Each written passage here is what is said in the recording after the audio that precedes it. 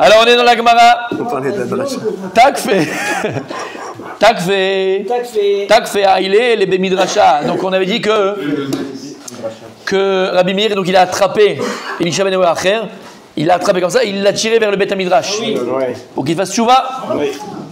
Amar le Elio ka psukli psukecha. Donc Elisha ben Acher, il a vu un enfant, il a dit dis-moi un pasuk que tu as pris au Cheder. Amarlo en shalom amar Hashem l'arshaim. Les Rishaim n'auront pas de paix. Et donc il a cru qu'il s'est parlé pour lui. Et donc on a expliqué hier, on ne va pas revenir sur ça. On a expliqué hier, donc il a dit bon c'est pour moi, donc Hachem ne veut pas que je fasse tchouva. Il aurait pu dire c'est pas. Ah il est les bekenishta charité. Quand il a vu ça, Rabbi Meir, bon, il a dit bon ok ici ça n'a pas marché. Il l'a fait rentrer dans une autre synagogue, un autre Beth Midrash. Peut-être que là-bas ça va marcher. Amarle l'inoka, donc il a dit à Cher encore un enfant. Psukli psukecha, qu'est-ce que tu as appris au Cheder? Au Talmud Toiro. Amarlo ki im techabeseni baneter betarbilach borit tirtam abonech lefanai. C'est un pasouk dans quoi ça? Dans Irmia. Donc il y a écrit comme ça. Le pasouk il dit, Hachem il dit au Ham Israël que même si maintenant ils vont se laver de leurs fautes, il va quand même rester une tâche. Kim terabeseni baneter, même si tu vas maintenant te laver comme il faut, d'accord, de tes fautes, mais tarbilach, et tu vas vraiment augmenter pour borid irtam avonech lefanai. La tâche de ton péché, elle restera là. Voilà ce qu'il a vu ça. Donc même si je fais tchouva, la tâche elle est là. Alors quoi ça sert? Dieu m'a dit que j'ai une tâche. Et donc, ça l'a réconforté dans sa façon de penser, de dire que Dieu ne veut pas que je fasse teshuva. Ah, il est les bekenishta charité. Rabbi Meir, il n'a pas lâché l'affaire. Il l'a fait rentrer dans une autre synagogue. Amar l'Enuka, on a tourné la page, messieurs. On est peut-être Vav Amoudbet. Amar l'Enuka, psokli psukecha. Il lui a dit encore une fois, allez, dis-moi un pasouk. Il voit qu'il se fait. Il attend, il essaye. Ça veut dire qu'il voulait peut-être un petit peu. Comment? Peut-être qu'il voulait entendre ce que. Ouais. C'est une partie de sa tchouva, en fait.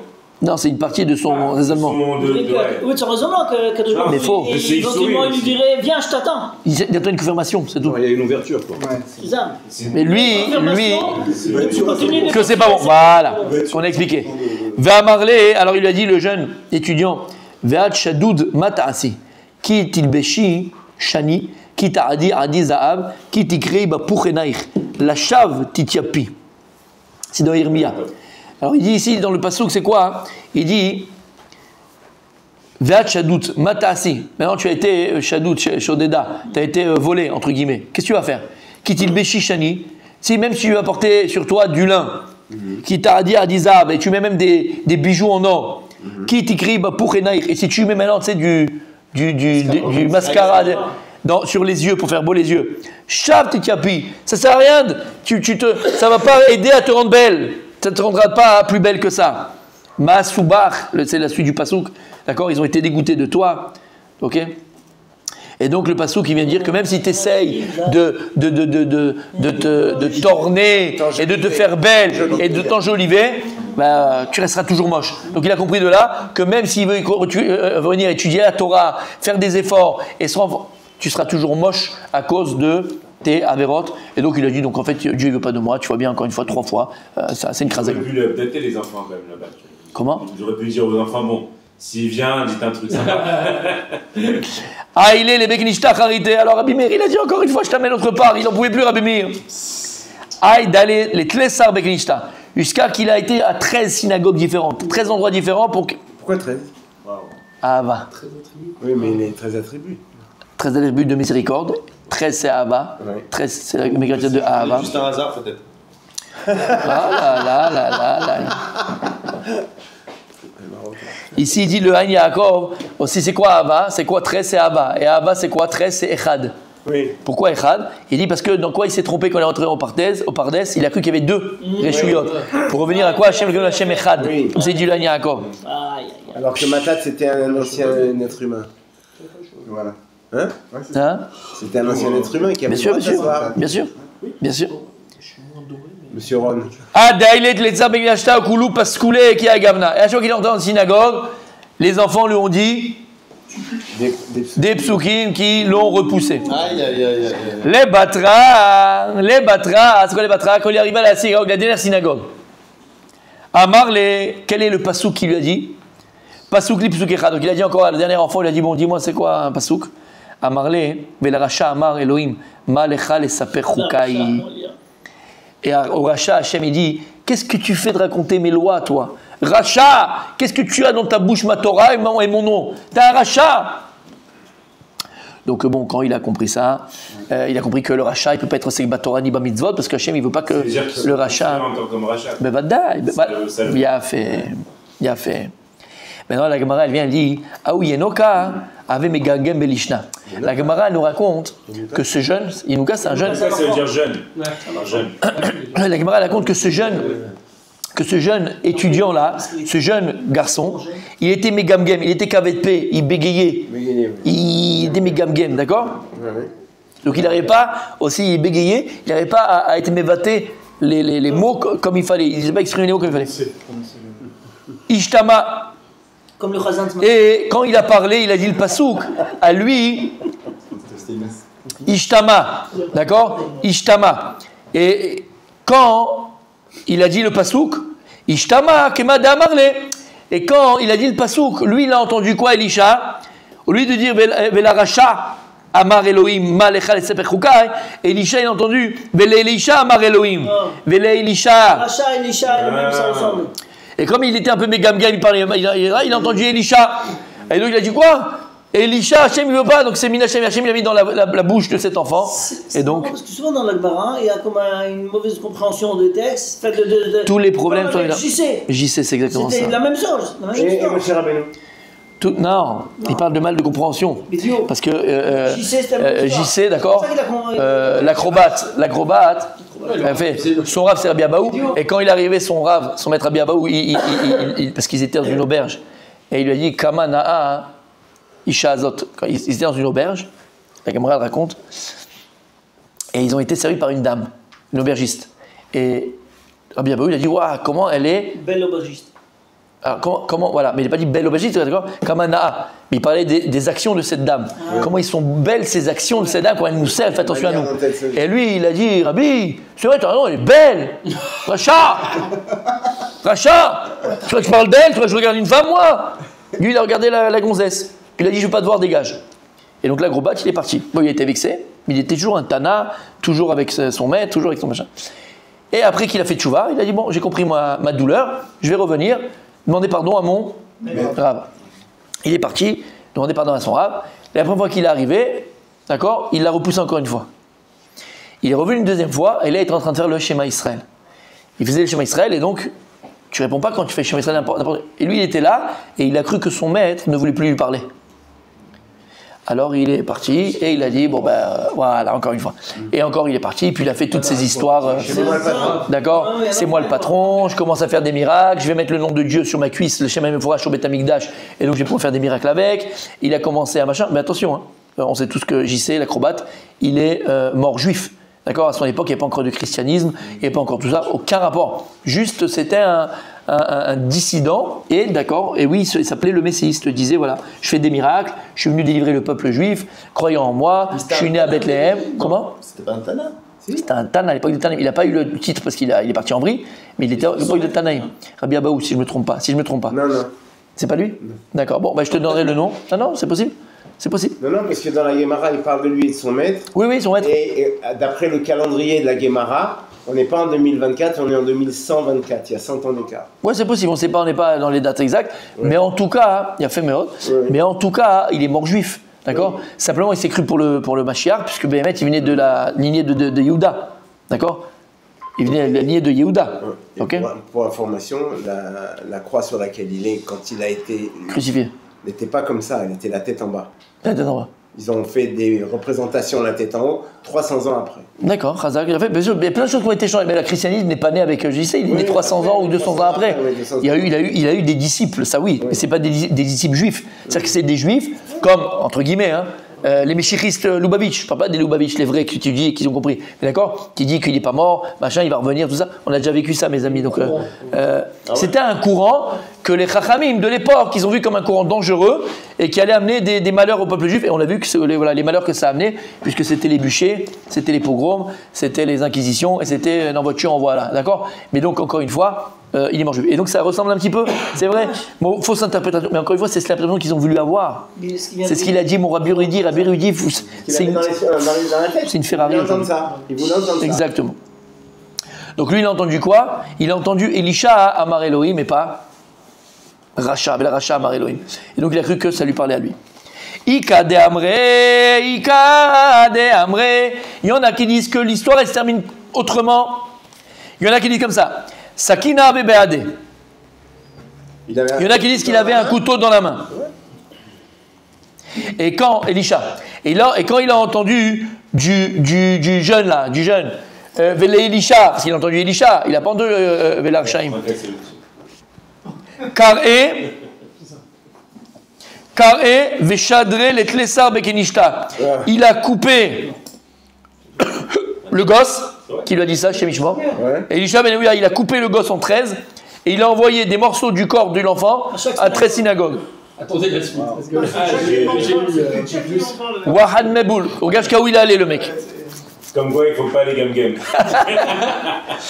Veika de Amre. Et il y en a qui disent Amar, Yavai Bide Sakina avec Aranele. Non, il y en a qui disent non. C'est qu'il a dit à ce moment-là, si j'avais un couteau, j'aurais découpé ce gosse en 13. Mais il ne l'a pas fait.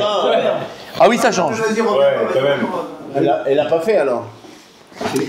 Messieurs, Kinar Nafshe de Acher, Kinar Nafshe de Acher. Lorsque Acher il est mort, Amre, alors ils ont dit dans le ciel, l'Ishiva Shel Maala, Lo Midan le Daine, Velo l'Almada de Atelite. On ne pourra pas le juger et on ne va pas le faire venir Ba'olam Abba. Lo Midan le Daine Mishum de Asek Batora. On ne peut pas le juger parce qu'il a quand même une Torah, il a quand même le mérite de la Torah qu'il a étudié.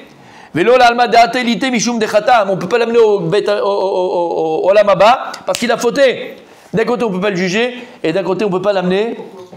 Alors, il y avait une telle Torah que la Torah le protégeait. Il était enveloppé de la Torah. Celui qui regrette, par exemple, de faire une mitzvah, alors elle ne lui est pas comptée comme. Donc lui. Bevadaï, aval, l'énergie qu'il a eue de la Torah, la Koach, la Torah, elle existe toujours. La Torah que tu étudieras, elle existe toujours. Et cette Torah d'Elisha Ben Aouya, elle le protégeait. Pour te montrer à quel point il avait une Torah. Comme chez l'homme.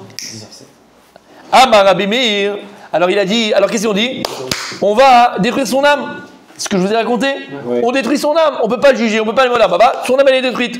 Amar Rabbi Meir, l'histoire que je vous ai racontée à l'oral, Moutab le Daine, Vérité la Madate, je préfère le faire rentrer au Geinam, comme ça au moins après il aura le Olam, Abba, Mata Yamoud va aller à Hachem Mikivro. Alors Rabbi Meir il s'est mis là-bas, il a commencé à prier Hachem, pour au moins qu'il le fasse rentrer au Geinam. On a raconté cette histoire là-bas? Oui. Au Geinam. Et la fumée est sortie de la tombe. Et donc il y a eu, à l'oral, et il a fumé, qu'est-ce qu'on dit? Kinar Nafshe de Rabbi Meir. Mais lorsque Rabbi Meir, il est mort, Sali Kutra Mikivre de Acher. Alors il y a du feu qui est sorti la tombe de Acher. La tombe de Acher, on a compris que Acher, il était où? Au Geinam. Et donc la fila de Rabbi Meir avait marché. Amar Rabbi Yochanan, Gvurta le Mikla Rabbe. Il a dit, quel Gvura, quel Ma'ala, quelle force il a eu Rabbi Meir de faire sortir de la fumée du kéver de son maître. Mais malgré tout, ça veut dire que Elisha Ben Aouya, il est encore au Geinam, il est en train de brûler là-bas. Chadav Benena, il y avait un chacham entre nous au Beth Midrash. Et malheureusement, c'est qui? C'est Acher. Et il est parti en cacahuète, c'est le cas de le dire. Vélo Matsinan l'a Hatsoulé. Et on peut maintenant le délivrer et le sauver du Geinam, on ne peut pas. Iniktar Bayan. Si maintenant j'attrapais Rabbi Elisha Ben Aouya, Acher, par la main, je le ferai rentrer avec moi au Gan Eden. Au Alamabba, au Gan Eden. Man Marleman, qui va le prendre de moi? Qui pourra le prendre de ma main? Amar, Mate Amoud Varbe Hachan Mikivro. Et il a prié Rabbi Yochanan, comme on a expliqué déjà. Et par la tefila qu'il a fait, il y a eu la fumée qui s'arrêtait. Et donc on a compris qu'il l'a fait rentrer. Oh là, Mabba. Mabba, pas Gan Eden. Hein? Rabbi Yochanan. Yochanan. Yochanan, il Ouais. a étudié aussi avec Achim. Mais Vadaï, c'est ce qu'il dit. Ah oui, il était avec nous au Beth Amidrash. Ouais. Et donc il a fait rentrer où? Mais, Oh. donc il a fait entrer avec lui au Lamabad quand... Non, quand il a filé par sa prière, pas avec lui. C'est une image qui dit. Moi, je pouvais le faire rentrer avec moi au Lamaba. Qu'est-ce qu'il a fait? Il a prié et il a fait rentrer au Il a Lamaba. marqué Kinach Nafshe de Rabbi Yochanan. Attends, attends. Ah pardon. C'est la Gemara après. On n'est pas là, t'es pas entier. Encore la force de la tefila. Là, on était Amar, Mata, Yamoud, Verbe, Hachem, Mikro. Donc il a dit, quand est-ce que, donc, il a dit sur lui Rabbi Yochanan, je répète, il a dit, on avait avec nous un tel Talmid Racham, et on va le laisser au Geinam. Moi, si je peux le prendre avec moi, si je le prends avec moi par la main, et je le fais rentrer au Gan, Eden, au Olam Haba. Et il disait sur lui, quand est-ce que je vais mourir? Il dit Rabbi Yochanan sur lui, pour que je puisse faire rentrer Kinar Nafshe, des Rabbi Yochanan. Et quand Rabbi Yochanan il est mort, Pasakoutra Mikivre, je sais pas Bidjouk. Non, parce que c'est... Pasakoutra Mikivre, quelques années peut-être après, Pasakoutra Mikivre, et donc le feu, la fumée, a arrêté de. Ça veut dire qu'il l'a emmené avec lui au Gan. Voilà, Deacher. Au Lamabad. Parce qu'il est passé devant par le Gaïnam. Bien sûr. Patach Ale Haous Abdena. Alors à ce moment-là, quand Rabbi Yochanan il est mort, il y avait des gens qui étaient là pour faire l'espédie, mais ils pleuraient, ils parlaient des gens. Alors il a dit au moment du espède de Rabbi Yochanan, Afilu Shomer a Petach, Lo Amad Lefanecha Rabbenu. Il a dit sur Rabbi Yochanan, même le gardien de la porte du Guéinam, il n'a pas pu t'arrêter, et toi, Rabbi Yochanan, notre maître. Wow. La force et la Torah et la Gdusha que tu avais. La Gdusha que tu avais. Tu as pu rentrer au Guéinam, sortir là-bas à Kher et l'amener où? Où? Au Lamaba. Au Lamaba, Rabbi Michael. Rentrer au Lamaba. Non? De toute façon, c'est les chrétiens qui nous l'ont pris. Ça, ils ont pris de chez nous. Eux, la différence. On a toujours dit que ça n'existait pas. On n'est pas sûr que ça existait, cette notion. Ah, si, Michael. Simplement, chez les chrétiens, c'est erroné. Il y a le petit Lucifer, il y a le petit machin. Mais bien sûr que ça existe. Il y a même des choses. Café Kelaya, c'est le pire, ça, pour l'âme. Comment ça se fait le Chumash? On parle pas de ça. Gan Eden, tout ça, Chaim après, Amavé. Rien qu'au début, Non. C'est la Torah qui Rien qu'au début. Moi, c'est pas une question. Il n'y a pas cette notion de. Mais en fait. Non, il n'y a pas cette notion de Guénam et de Gan Eden. Non, il a raison. C'est que dans le Talmud. Le Chumash, c'est le Chumash qui l'ont, la Torah, qui l'ont devrait avoir Machou. Alors peut-être ça n'existe pas. Ça doit y être. Non, ça doit y être. C'est obligé. Non, c'est pas. C'est pas. Oui, d'accord, mais non, mais de façon méforache. De façon méforache. Si est dans la Torah, bien sûr. La camarade, d'où elle vient? Elle vient de la Torah, elle prend un pasouk. Mais méforache, ça veut dire, c'est pas méforache, non? Mais beaucoup de choses, méforache. Si tu faisais du méforache, tu allumerais le feu Shabbat à l'extérieur, pas chez toi à la maison. Dans la Torah, il y a écrit, tu allumes pas de feu dans ta maison. C'est tout. Donc il y a plein de choses, c'est la Torah orale. C'est la Torah orale. Et t'es fini? Tu comprends? Tu saurais pas comment les mettre? Ou les tuning, tu sais pas comment les mettre. Ouais, tu sais pas ce que c'est. Voilà, messieurs, l'histoire. Il y a un grand moussard quand même. On voit, genre, aujourd'hui, on a nos frères Hilo, truc. Oui. 13 fois, il la met dans une sina, il le lâche pas. Il aurait pu dire, bon, il est parti en vrille, on l'oublie, quoi. Il n'a pas lâché. Il n'a pas lâché pour ce soir d'abord. Et puis ça, c'était le Gdolador. C'est pas ça que c'était le Gdolador. Sa Torah, elle a produit, il ne peut pas être jugé, il ne peut pas. L'inverse, tu vois le Gdolador qui tombe, tu bon, il est vraiment parti en vrille, tu lâches tout. Ouais, il lâche rien. Nachon. Mais c'est son maître. Enfin, à la fin, il finit au couteau. Justement, c'est pire. Il finit au couteau, ouais. Demain, Chazara, à partir de Tanoura Banane, messieurs. Alors c'est très très facile, c'est que des histoires. Il n'y a rien de spécial. D'accord? Donc mon Gardas, il va nous le faire demain. J'ai fait il n'y a pas longtemps. Ouais, mais ça va trop longtemps. Donc tu feras, s'il te plaît, la Chazara demain. Depuis Tanoura Banane qu'on a fait avant-hier.